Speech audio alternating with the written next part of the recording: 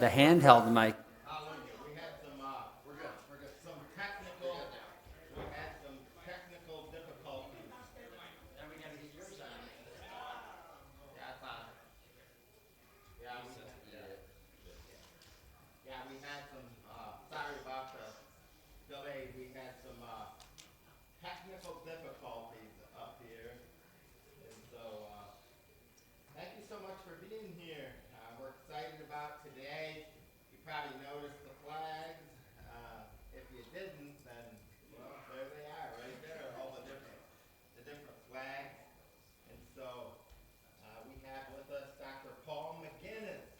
He's from Clark Summit University by way of New Jersey. And so we're excited to have him here, teaching Sunday school, and then speaking during the 11 o'clock hour, the 5 o'clock hour. And so my prayer is that each and every one of us would open up our hearts. You know, this life that we live is a busy life. It's called rat race for a reason. And so if we're not careful, we'll get so busy in our daily lives, we'll forget that there's a whole world around us that needs the gospel. And so open up your heart to the Lord. You know, God wants us to be personally involved in reaching people just through our witness, personal witness, as well as finances. And so be in prayer about all of that. And I'm praying that God will, our theme for the year, Reignite, I'm praying that God will reignite our heart for missions. And so we have Jacob with us, Jacob Mulford, his wife Sydney. And so they're here as well. And then next Sunday we have two missionaries that are going to be here, one from Greece and one from Costa Rica. And so I hope that you'll enjoy these guests, and I hope you be kind to them as well. And so without any further delay, we'll have Brother Paul come on. Hey, thanks so much, Butch. I've enjoyed getting to know your pastor and his wife. Real pleasure to be here with you guys. I'm going to open in prayer, and then I'm going to say a few words about where I'm from and some ways that you guys can connect, and then we'll go from there. Father, thank you so much for your goodness to us. Thank you for this opportunity to be a part of what's happening here at Lighthouse Baptist. Thank you for your goodness and your grace, and just the light that this church is here in this community. Thanks for Butch and Josie, for their family, for their ministry here. And I pray that this morning would honor and glorify you, that you would help each of us to figure out the part that you want us to play in your global story. So we thank you for that. In Jesus' name, amen. All right, as Butch mentioned, I'm Paul McGuinness from Clark Summit University. I want to go back one slide. There we go. I just want to let you know a little bit about CSU in case you have students, or in case you're a man or a woman, because we've got opportunities for all of those folks. So just as far as the school side, we're a fully accredited 4-year Bible college, so every degree is a minor in Bible.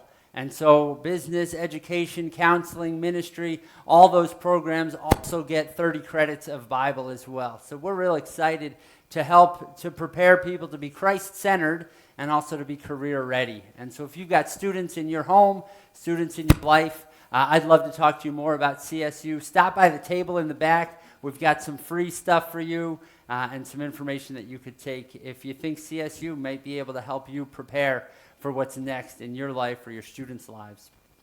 And then this summer, we've got a Man Up conference, and I've got some information about that. We'd love to have you join us for that men's retreat. It's about 18 hours of good content and just some bonding with some other men. And if you use the word Man Up in the promo code, I'll save you $10. So you're welcome, men. And actually, ladies, just heard save $10. You're going to want to sign up for that if for no other reason than for the sale. And then, ladies, we have a fantastic conference for you right in the beginning of June. It's called the Life Conference for Women. Fantastic speakers. Point of Grace is going to be there providing an evening worship concert, and I think you'll really enjoy that. Some information about that in the back as well. And then TLC is our Teen Leadership Conference, which I think you'd really enjoy if you're in freshmen through seniors in high school. come together and really go deep into God's Word and connection with each other. And that really is a catalytic event for a lot of students looking back on that and seeing that as a real significant moment in their spiritual journey. So some opportunities for men, for women, for students, both this summer, and then those of you in high school would love to talk to you more about CSU. I'm going to see if we can get this to work. Maybe, maybe not. I'm pushing that. Otherwise, you go ahead and just advance to that next slide. Yes, that's the one. So I'm going to need some crowd participation here because this is just a way that I like to introduce myself. And so you pick one of the pictures, and then I'll tell you a little bit about why I chose that to be in my bio. So we could do this the easy way or the hard way. The easy way is that you just go ahead and speak up. The hard way is that I kind of point you out and, make you speak up. So I tell my students that all the time. They usually go with the easy way, but sometimes they test me and they see if I'm really going to call on them. And I always do. So who would like to go first? Pick a picture and I'll tell you a little bit about it. The one in the middle. The one in the middle, which is which one? Dog. The dog, yes, the dog. Yes, we only just got that dog last week because I heard Butch and Josie don't allow anyone in unless they're dog lovers. So I went out and got a dog. No, just kidding.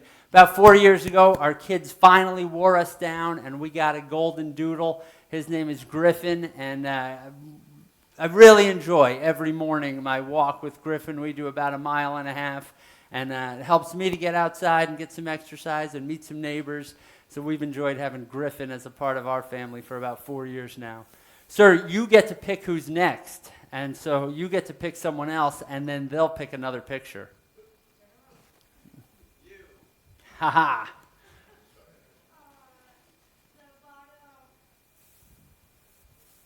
The one with my family? Yes, the bottom right. That is my family. Last Easter, I think that was last Easter. So yeah, that's my family. My wife is here with us today. We met when we were 7 years old. She came to a kids program at the church where my dad was pastoring, and then soon after that, her family joined our church, and we became quick friends throughout middle school and high school. Really early on, I knew that she was the one for me. We've been married 25 years soon, and she's still not sure, but I'm still working on convincing her that I'm the right one for her. But she has been the best part of my life for the last 30 or more years. And so we went through college together, got married right after college 25 years ago this summer, and then have 4 kids. Our oldest is 20 and is studying at CSU to be an elementary teacher. Our son is a senior in high school who just got a write-up in the paper because of his exploits on the volleyball court. Another daughter is 16 and just about to get behind the wheel, so keep us in your prayers. And then our youngest just turned 13, and she loves cheerleading and art. So that's my crew. That was at my in-laws' house. They happen to live really close by, so we're really thankful for that. So that's my family. They are old enough to be fine on their own for the weekend, but we'll go catch up with them later on today. So you get to pick who's next. Pick someone else, and they'll pick a picture. That was easy. Yes, that street sign in the top right. I took that picture in Cape Town, South Africa. And last I counted, I think I've been to about 30 countries around the world. I was actually born in Zimbabwe, which is just north of South Africa. And then my family left there in about 1980, and I was able to, most of my life was spent in northern New Jersey, but was able to start taking advantage of some global opportunities to do some missions work in Europe, and then a summer in Japan. And then when I went on to college and beyond college, back to Europe, and then partnerships in Kenya and Haiti and South Africa. I just got back from Guatemala.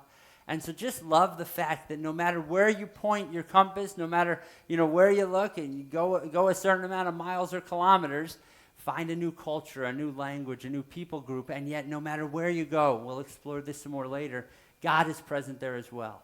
And I just loved that picture of all those different, countries and how far away they were from this spot in South Africa, and yet no matter which one we decided to go to, we'd find God's presence there and his movement there as well. Somebody else, pick another one. There's only one left. There's 2 left, actually, depending on if you're a football fan or not. the top left, that is Clark Summit University. And it's just interesting. That was my first day on the job as a professor there at CSU. And under my arm is my actual dissertation that I had written years ago that the library was getting rid of, actually, because they had another copy already. And so it was so ironic to me to be there, never having imagined that I would come back and be a professor there. I showed up at that school when I was 17 years old. I told you, northern New Jersey. Came here to Northeast Pennsylvania in 1995 to go to school. That's when my wife and I started dating. That's when I started attending a church. And for the last 30 years, my wife and that school and that church have been part of my life. And I'm a 3-time graduate of Clark Summit University, undergrad, and then we both got our master's degrees, and then I went back and got my doctorate there. And then just in 2021, made the shift from pastor to professor, and I'm now teaching there intercultural studies, world religions, a couple Bible classes. And in the meantime, was a pastor for 20 years, a mile away, a pastor of a church called Parker Hill Community Church. And we were there for 20 years. I oversaw the global ministry there, a lot of small groups, some weekend teaching, and just really exciting to see how, as I stayed committed to one woman and one church and one school, that just been able to see what God could do in each of those places as I do my best to just nudge people a little bit closer to God's next step for them. And the final picture, apparently no huge Bills fans or football fans, but we're big Buffalo Bills fans in our house. And so kind of a boring off season now, especially that we've gotten rid of all of our wide receivers. But we'll see you all again in August, and hope that we make a little bit better of a run this year. And then the QR code, if you're interested, if you would like all the slides that I'm going to share today and even this weekend, if you wave your phone at that QR code, you'll be able to pull up all those slides and some extra videos and some things like that. All right, I will give this one more try. Hey, it worked this time, so we'll see, unless you did that magically. Who knows? I wish I could leave the other family picture up there because it's a lot more flattering. But I want to take you back to the archives of my high school yearbook and see if you can find me in those fantastic sports photos. Take a look around. I went to a small Christian school, so you didn't have to be very athletic to play on either of the teams. You just had to have a pulse, and they'd let you play. Anybody find me yet? In the basketball picture, if you look in the top right corner, with lots of hair and the comb over, yeah. I loved playing basketball. My favorite part was warm-ups before the game because that was the only time I could wear the uniform and be on the court at the same time. After that, I was sitting right there giving water and towels to the other guys. And then in soccer, that picture's old and grainy, but in the bottom left-hand corner, you'll find me there with the rec specs and enjoyed playing soccer a little bit, except I dislocated my knee about 12 times playing soccer, so finally decided that was not for me. But I show you these, obviously not because they're very flattering. I show you these because it reminds me of one thing that I regret, and one thing that I missed out on that I want to make sure you don't miss out on. And it's this. I spent too much time on the bench. I spent too much time on the sidelines. I spent too much time outside of the action. And I did my best. If I could go back, I'm not sure there's much I could do differently. But what I want you to see is that you don't have to continue on the bench or on the sidelines. You don't have to continue outside of the action. And I'm not talking about on the basketball court or the soccer field. I'm talking about the action that God is orchestrating, the work that God is doing around the world. He does not want you to stay on the sidelines or on the bench or out of the action. No matter who you are, no matter your past or your history or your ideas for the future, God is calling you into the game, into the action. He wants you to be a part of what he's doing. And so what I want to do is just take a look at the playbook. I want to take a look at the huddle. And I'm going to, again, be asking for your participation, so just be ready, because I'd like one of you to read the words on the slides as we go through today. Just save my voice a little and make sure that you're engaged. And what I want to start with is Acts chapter 1, because this is kind of Jesus' last huddle with his guys. He gathers them together. He pulls them all together around him, and he huddles up and he says, guys, here's the play. Here's what we're going to be running. Here's what I want you to be doing, until I return. And so would somebody please just read this one from Acts chapter 1, verse 8. Loud and proud. You will receive power when the Holy Spirit comes on you, and you will be my witnesses in Jerusalem, in all Judea, in Samaria, and to the end of the earth. Amen. Thank you. And so Jesus tells these guys real clearly, here's what's going to happen. I'm going to go. My Spirit's going to come. You won't even realize it now, but that's actually going to be even better than me being here with you. And then once the Spirit comes on you, wherever you go, as you move out from here to Jerusalem, to Judea and Samaria, to the ends of the earth, I want you to be my witnesses. And now if we were to fast forward a few chapters and a few months, we would see, here's what we see in Acts chapter 8, verse 1. Somebody read this, please.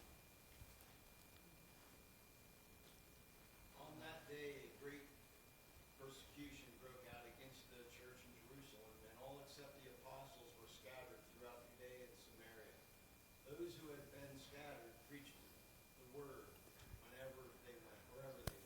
Does that sound familiar? Did you notice where they went? They went to the very places Jesus said they would go. And did you notice what they did? They preached the word. So exactly what Jesus predicted in Acts chapter 1, verse 8, starts to come true in Acts chapter 8, verse 1. And they do go exactly where he told them to go. And they do exactly what he told them to do. These guys had just seen the risen Christ. They had seen Jesus crucified and then raised again, that moment that we just celebrated a few weeks ago. They had seen it with their own eyes. They weren't telling people something that was written down somewhere that they happened to believe. They were telling people their own experience. This is what we've experienced. Jesus has come back. He's the one we've been waiting for.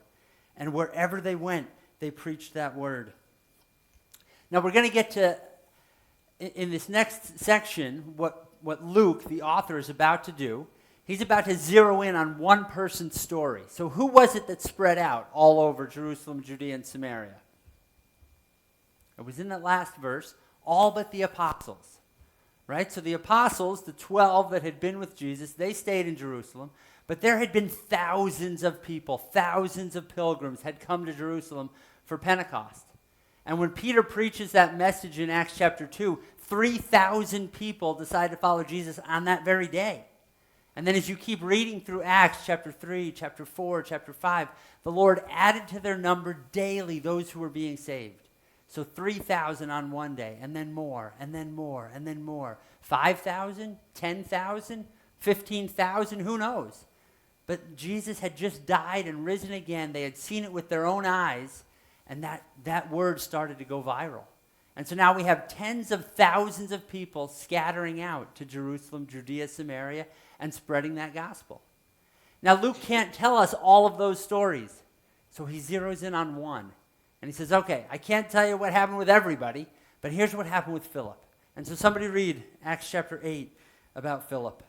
Now an angel of the Lord said to Philip, go south to the road, the desert road, that goes down from Jerusalem to Gaza. Awesome, thank you.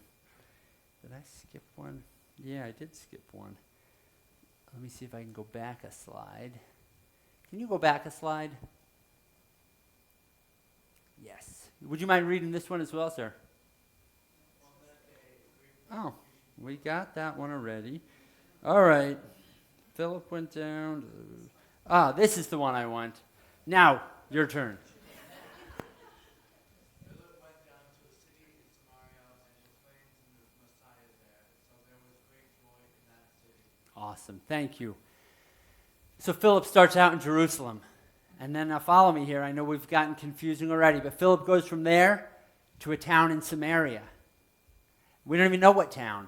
We just know kind of the region. That's kind of like saying a town in the Lehigh Valley, right?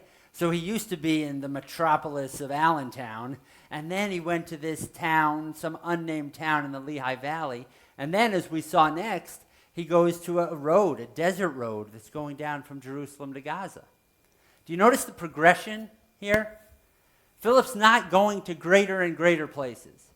He's actually going to lesser and lesser known places, Jerusalem, and then a town in Samaria, and then just a desert road. And yet, what do we see in every one of those places? in Jerusalem, we saw amazing things happening. Thousands of people coming to Jesus day after day. We didn't look at the story in depth, but he went into Samaria, and there was great joy in that city, the verse said. Well, why would there be great joy there unless they were understanding the good news about Jesus? And we know that that is happening in Acts chapter 8. And so the same kind of thing that was happening in Jerusalem, that's happening in Samaria as well. And now he goes down to this desert road, and guess what? God's at work there as well. Wherever he goes, not to greater and greater places of prominence, but even to lesser and lesser known places, everywhere he goes, God is already there. God is at work there. And friends, this is what I want you to understand. This is the foundation of our heart for global ministry, is this: no matter where you point your compass, no matter where you look, next slide, God is at work there. Next slide, please. If you were to take a look at these different areas on the compass, if you were to look up north or down south or go east or go west, those are some of the areas that are mentioned in the text. And no matter where you look, whether it's north, south, east, or west, whether it's Samaria, Jerusalem, Gaza, or Judea, God is at work there. And Philip begins to see that. No matter where I go, God is working. God is moving. This is pretty cool. And so this is what I want you to understand. God is at work, not just here, but everywhere. God is at work, not just here, but everywhere. No matter where you point that compass, no matter where you set your foot, you are never going to beat God to another location. You're never going to be the first one there. He is already at work. About a month ago, I was in Guatemala, Rancho Viejo, Guatemala. I thought it'd be quick and easy to get from New York to Guatemala. It is not quick. It's easy to get to Guatemala. It is not easy to get to some of the rural areas there, up and down mountains and switchbacks with school buses and hours. And you don't go there by accident, right? Nobody just happens to stop in there. And as we spent some time there with a group of students that I'm teaching, one of the classes that I teach, we actually go to Kenya or to Guatemala. We spend our spring break in some global location. And life is hard there. They're doing well, and God is at work, but life is hard. And one of the areas we saw so much challenge was in the special needs community. Kids that were born with difficulties, with challenges, and they just don't have the same access that you and I would have to the help, to the therapy, to the support that they need. And I was able to interact with one family when their daughter was 2 days old. She had to have a blood transfusion. And she had a lack of oxygen to her brain, and that led to deafness. And so that's led to very limited speech. And then something went wrong kind of with her spine, and so there's a little limited mobility. And so this girl didn't learn to walk till she was 7. And up until that time, her mom would literally carry her on her back up and down these steep hills in the mountains just to get her to a doctor, to get her to physical therapy. And I had to wonder, where is God in this moment? Where is God in situations like this? Why is life so hard for our brothers and sisters in Guatemala? And then I met Hugo. Next slide, please. Hugo decided that he wanted to make a difference. Hugo's there on the left. And he decided that he wanted to be a part of helping the kids in this community. And Hugo decided to renovate his own truck and make some seats along the back and put a covering over the top. And Hugo drives around town and picks up these kids that need to go to therapy and physical therapy and doctor's appointments. And he visits them, and he picks them up, and he takes them where they need to go. And I was able to meet Hugo and meet Juanita, the young girl I was telling you about. And she just hugged Hugo and loves him like he was the father she never had, because he's the one that's taking her where she needs to go. And it was just a little glimpse for me that God is at work here. God is at work even here in this remote village. It took us 31 hours to get from Clark Summit to this village. 31 hours in trains and buses and planes. And God was at work there. Next slide. I love this picture overlooking Antigua, where the people of Guatemala recognize God's presence and recognize the power of the cross overlooking their city. And I couldn't help but realize, if God is at work here, God is at work everywhere. Next slide. No matter where you go, no matter where you look around the world, I guarantee you that there may be some church-forsaken places, but there are no God-forsaken places. There is not a square inch of this planet that is not bathed in God's presence, where he is not drawing people to himself, wanting to make himself known to them. And I think that's what Philip began to notice on that day back in Acts 8 as he goes from Jerusalem to Samaria to even this desert road. And that's the idea that I want us to begin with, is that God is already at work, not just here and there, but everywhere. And once we realize that, then we can take the next step. Someone read this slide for me, please. Now an angel of the Lord said to Philip, go south to the road, desert road, that goes down from Jerusalem to Gaza. So he started out. I love that last phrase. So he started out. Of course he did. Right? After what he has just been through, after what he has seen, after what he watched God do in Jerusalem and then in Samaria, if God is telling me to go somewhere, I'm going to go. I'm going to start out. That's the only logical response. When we are convinced that God is at work, not just here and there, but everywhere, when we are convinced of that, why would we have any fear of going where God is leading us to go? There's no reason to be afraid because God's not sending us to somewhere. He's bringing us somewhere. The difference is that he's already there. He's not sending us to go and do something that he doesn't want to do. He's inviting us to come and be a part of what he's already doing. He's calling us off the sidelines and off the bench and into the redemptive work that he's doing. And so, of course, Philip started out. Next slide. Oh, back one. Sorry. We both did it that time. And so here's the next idea. Once we're convinced that God is at work, we go where God is leading. That's what we do. That's our job. That's our calling, is to move where God is calling us to go. And this is not just limited to the few. This is not just for the young or for the educated or for those that have their act together. This is an all play. This is an all skate. This is for all of us. Because listen, guys, Jesus' first words, essentially, his first words when he started to gather followers around himself, he's on the Sea of Galilee. And what does he say to Peter and James and John? Come, follow me. Right? You've heard the stories. Come, follow me. And they leave their nets and they follow him. Then we fast forward 30 years or so. And what are his final words? We looked at them already today. Go into all the world. He starts with come. He ends with go. What's that tell you? That tells you that Jesus did not come to build a monument. Jesus came to start a movement. Jesus wants movement. Jesus is on the move. Jesus did not ever say to his people, you know what, I'll go ahead and build my church. You hunker down here. You stay put. You settle in. You just stay as you are and where you are, and I'll go ahead and go. No, he says, I'm moving. There's a world out there. There are people that are still far from me. There are places that are still broken and people that are still searching. And so let's go together into all the world. And so I have to tell you that if Jesus is moving, but you're staying still, it's pretty tough to call yourself a follower of Jesus. It's really easy to call yourself a Christian and say, yeah, I'm not a Buddhist or a Muslim or anything else. But to actually say you're a follower of Christ means that you had better be following. And he hasn't stopped, so you shouldn't either. You need to keep taking next steps. If you're not dead, then God's not done. And I'm not saying that he wants all of you to go to all parts of the world, but he does want all of us to take another step in our faith, to take another step towards someone who's far from God, to take that step and offer forgiveness, to take that step and extend reconciliation, to take that step and offer an invitation, to take that step and start a conversation. And for you, it might just be across the street. It might be across campus. It might be to the other side of town. It might be the other side of the world. But you and I all need to go where God is leading us to go. And don't worry, he's already present there. He's waiting for you. He wants you to join him there. So like Philip, we understand that God is at work, not just here and there, but everywhere. And then we go where God is leading. Next slide. Somebody read this for me, please.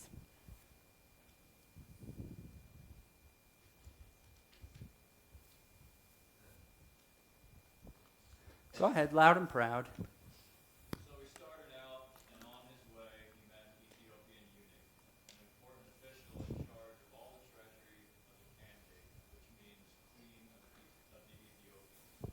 This man had gone to Jerusalem to worship, and on his way home, he was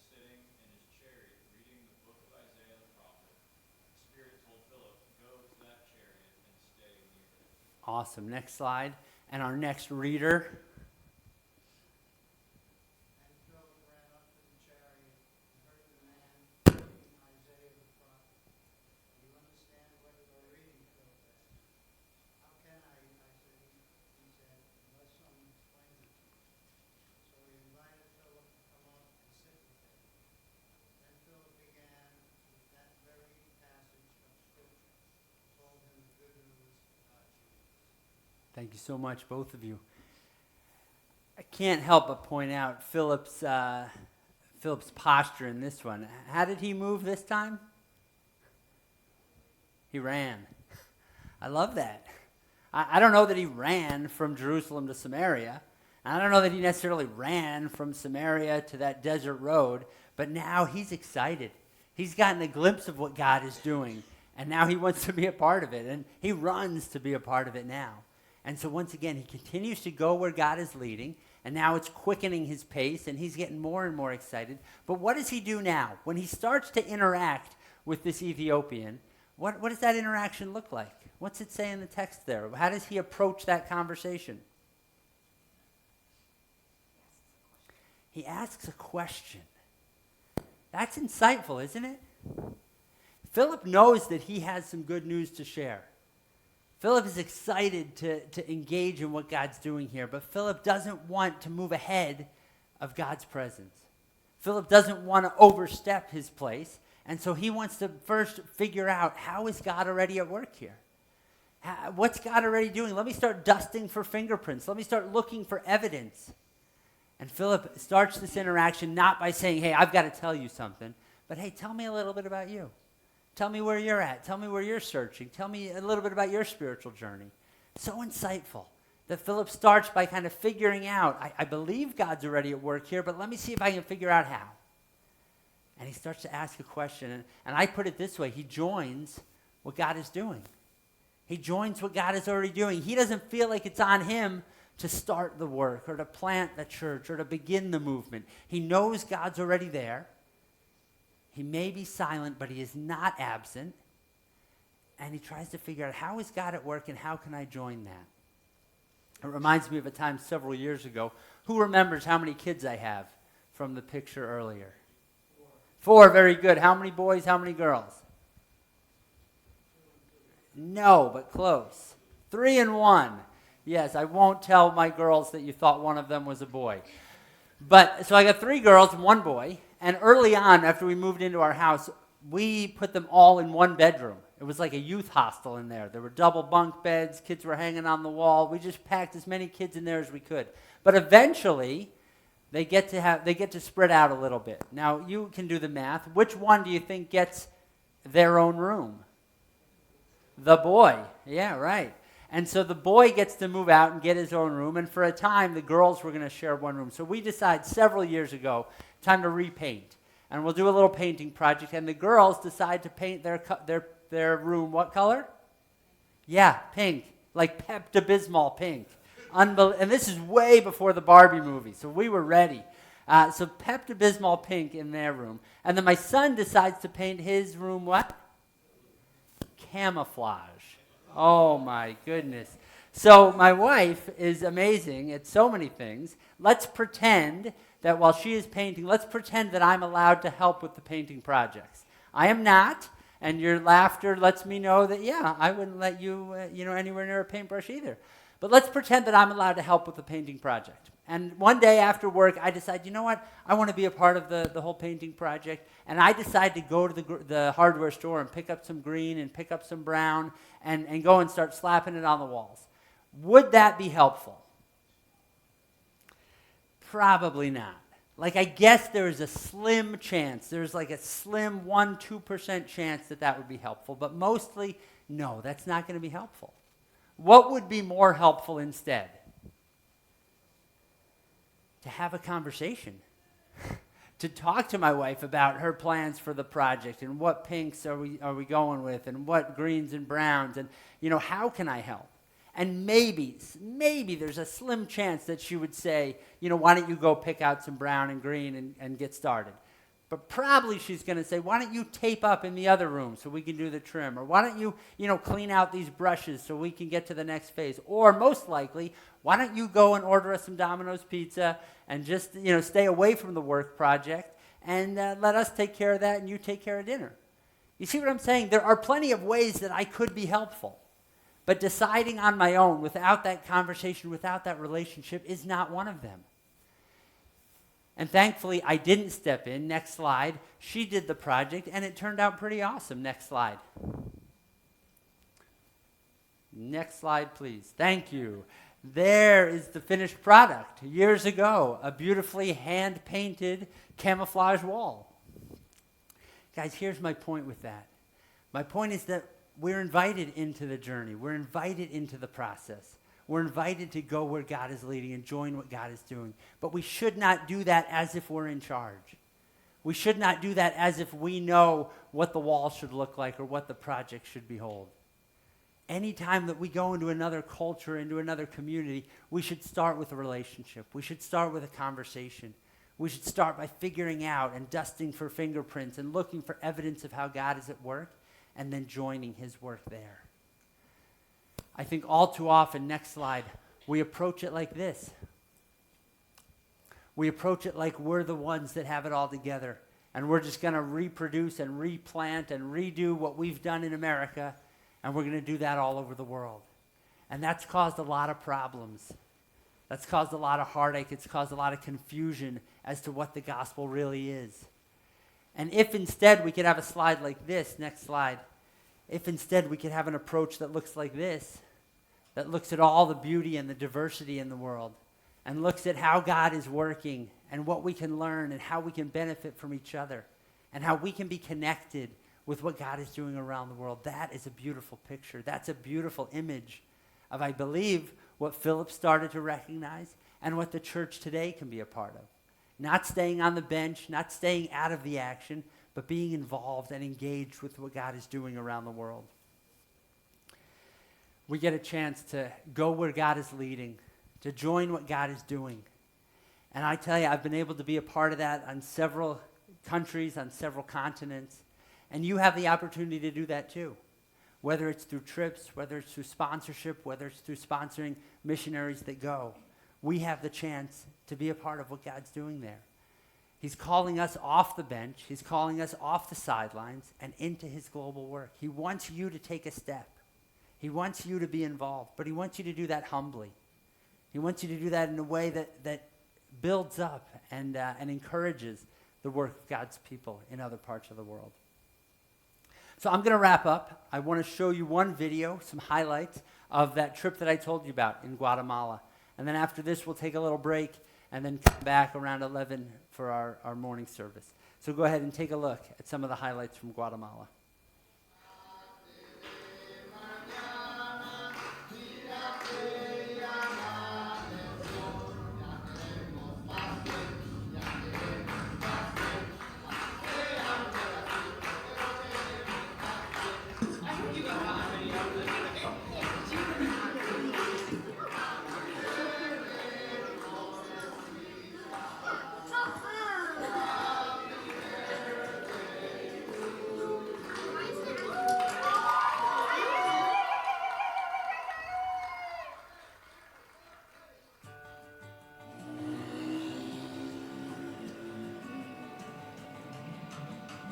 Hello everyone, Carlos Soto here at the 410 Bridge.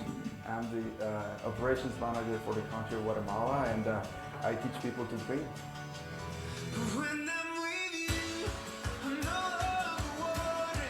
And when I'm with you, I swear I can breathe. And when I'm with you, I know who I am and who I want to be.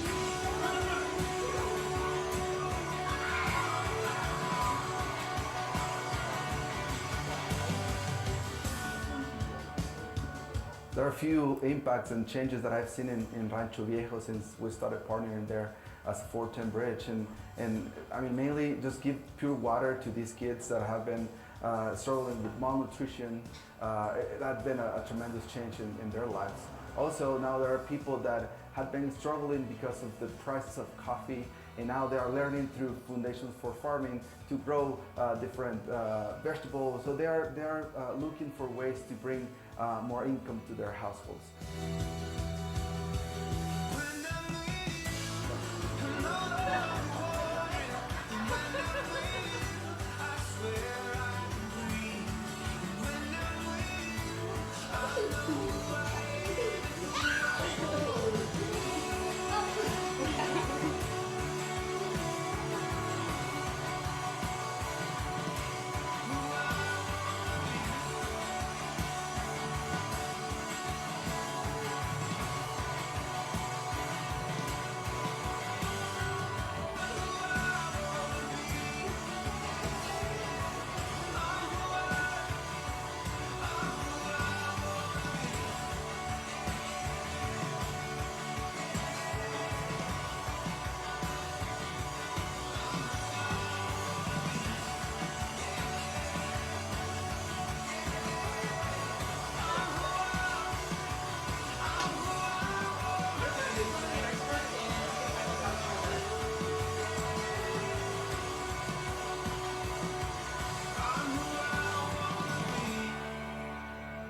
And I just wanted to say thank you, muchas gracias for being here, and my health bless you. Bendiciones. Listen.